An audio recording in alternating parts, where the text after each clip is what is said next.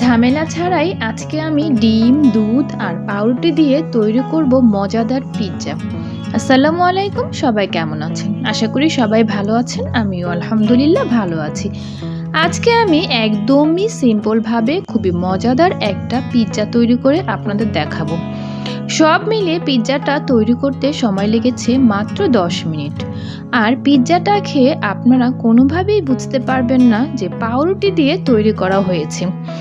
আশা করছি আমার আজকের এই ইনস্ট্যান্ট বেড পিৎজা রেসিপিটি আপনাদের কাছে খুবই ভালো লাগবে। আর ভালো লাগলে আমার চ্যানেলটিকে অবশ্যই সাবস্ক্রাইব করে দিবেন, লাইক কমেন্টস দিয়ে অবশ্যই আমার চ্যানেলটির পাশে থাকবেন। তাহলে আর কথা না বাড়িয়ে আমি রেসিপিতে চলে যাচ্ছি। এখানে আমি 5 পিস পাউরুটি নিয়ে নিয়েছি। এবার এই পাউরুটিগুলোকে আমি একটু ছোট করে টুকরো করে কেটে নিয়েছি। কেটে নেওয়া পাউরুটির টুকরোগুলোকে আমি একটা মিক্সিং বোলে নিয়ে নিয়েছি। এবার আমি এখানে দিয়ে দিচ্ছি 1 কাপ লিকুইড দুধ।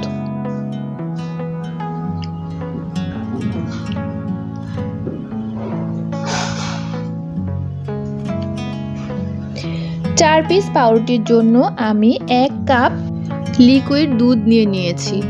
পাউরুটির পরিমাণটা কমিয়ে বাড়িয়ে নিয়ে নিলে দুধের পরিমাণটাও বাড়িয়ে কমিয়ে নিয়ে নিতে হবে। এবার আমি এখানে দিয়ে দিচ্ছি একটা ডিম। এরপর এখানে আমি দিয়ে দিচ্ছি 2 টেবিল চামচ সুজি। সুজিটা দিলে বাইন্ডিংটা আরও ভালো হবে। এবার আমি এই সব কিছুকে একটু ভালোভাবে মিশিয়ে নিচ্ছি। আর মেশাতে মেশাতে দেখবেন পাউরুটিটা কিন্তু নরম হয়ে গেছে। পাউরুটিটা নরম হয়ে যাওয়ার কারণে কিন্তু ডিম আর দুধের সঙ্গে খুব ভালোভাবে মিলিয়ে যাবে। এরপরেও যদি আপনাদের কাছে মনে হয় কিছু পাউরুটির টুকরো আস্ত রয়ে গেছে, তাহলে এভাবে হালকা হাতে চামচ দিয়ে প্রেস করে করে নাড়াচাড়া করলেই কিন্তু পাউরুটিটা গলে যাবে। কিছুক্ষণ এইভাবে নেড়ে চেড়ে মিশিয়ে নিলেই দেখতে পারবেন পাউরুটিগুলো খুব সুন্দরভাবে মিশে গেছে আর খুব সুন্দর করে একটা ডো তৈরি হয়ে গেছে। আর এটাই হচ্ছে কিন্তু আমাদের আজকের পিৎজার ডো। এবার এখানে দিয়ে দিচ্ছি আমি 1/4 টিস্পুন লবণ। লবণ দেওয়ার পর আমি আবারও সব কিছুকে একবার ভালোভাবে নেড়েচেড়ে মিশিয়ে নিচ্ছি। এখন আমি চিকেনগুলোকে রেডি করে নেব। এখানে নিয়ে নিচ্ছি আমি 1 কাপ চিকেন। আর চিকেনগুলোকে আমি একদম ছোট আর কিউব করে কেটে নিয়েছি। এবার এখানে দিয়ে দিচ্ছি আমি 1/4 টিস্পুন আদা এবং 1/4 টিস্পুন রসুন বাটা। লাল মরিচের গুঁড়ো দিয়ে দিচ্ছি 1/4 টিস্পুন। কালো গোলমরিচের গুঁড়া দিয়ে দিচ্ছি 1/4 টিস্পুন। লবণ দিয়ে দিচ্ছি পরিমাণ মতো। এরপর দিয়ে দিচ্ছি 1 চা চামচ সয়া সস। টমেটো সস দিয়ে দিচ্ছি 1 চা চামচ। এরপর চিকেনের সঙ্গে আমি এই সব কিছু একটু ভালো করে নেড়ে চেড়ে মিশিয়ে নিচ্ছি। যেহেতু চিকেনগুলোকে ছোট করে কেটে নিয়েছি, তাই এগুলোকে রেস্টে রাখার কোনো দরকার নেই। আমি এগুলোকে ভালোভাবে মেশানো হয়ে গেলে সরাসরি ভাজতে চলে যাব।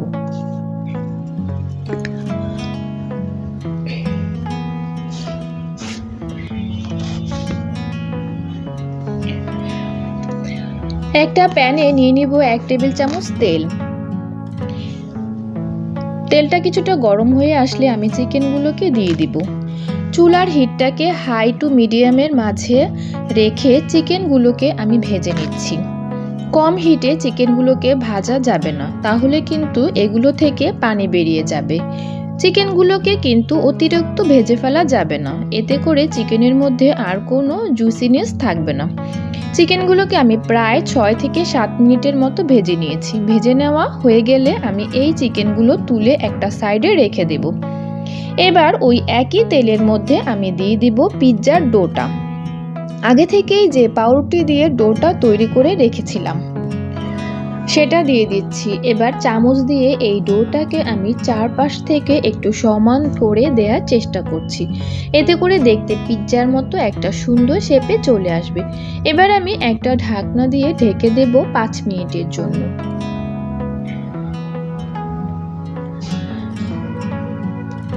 5 মিনিট পর আমি ঢাকনাটা তুলে নিয়েছি। এবার আমি এপাশ একটু উল্টে দেব। এপাশ থেকে খুব সুন্দর একটা কালার চলে আসলেই আমি এটাকে উল্টে দেব।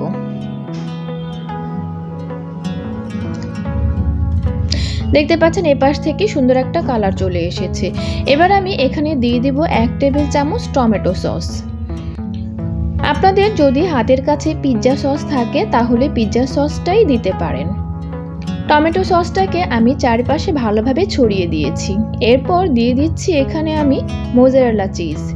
চিজটা কম বেশি আপনারা যেরকম থেকে পছন্দ করেন ওই রকমই দিবেন। এরপর ওপর দিয়ে দিব তৈরি করে রাখা চিকেনগুলোকে চারপাশে ভালোভাবে ছড়িয়ে দিচ্ছি। এরপর পিৎজা টপিংয়ে কিন্তু আপনারা আপনাদের খুশি মতো বাড়িয়ে বা কমিয়ে দিতে পারবেন সব কিছু। এরপর টপিং হিসেবে আমি দিয়ে দিয়েছি পেঁয়াজ আর টমেটো। এগুলোকে আমি একটু লম্বা করে কেটে নিয়েছি, আপনারা চাইলে কিউব করেও কেটে নিতে পারেন। এখন দিয়ে দিচ্ছি টমেটোগুলোকেও আমি এইভাবে কেটে নিয়েছি। এরপর দিয়ে দিচ্ছি সবুজ ক্যাপসিকামটাকেও আমি একটু লম্বা করে কেটে নিয়েছি। সব দিয়ে দেব কেটে রাখা কাঁচামরিচ। সবশেষে আমি আবারও দিয়ে দিব মোজারেলা চিজ। এরপর প্যানটাকে আমি ঢাকনা দিয়ে ঢেকে দেব। চুলার হিটটাকে আমি মিডিয়াম আর লো এর মাঝামাঝি রেখেছি। চিজগুলো মেল্ট হতে যতটুকু সময় লাগে এই পিৎজাটা তৈরি হতে ঠিক ততটুকু সময় লাগবে। আমার প্রায় 5 থেকে 6 মিনিটের মতো লেগেছে। চিজগুলো দেখতে পাচ্ছেন গলে গিয়েছে, তার মানে আমাদের পিৎজাটা তৈরি হয়ে গিয়েছে। আমি চুলাটাকে অফ করে দিয়েছি আর পিৎজাটাকে নামিয়ে নিয়েছি। একটু গরম গরম থাকা অবস্থায় আমি পিৎজাটাকে কেটে পরিবেশন করে নিচ্ছি। দেখতে পাচ্ছেন মাশাআল্লাহ পিৎজাটা দেখতে কতটা সুন্দর আর লোভনীয় হয়েছে।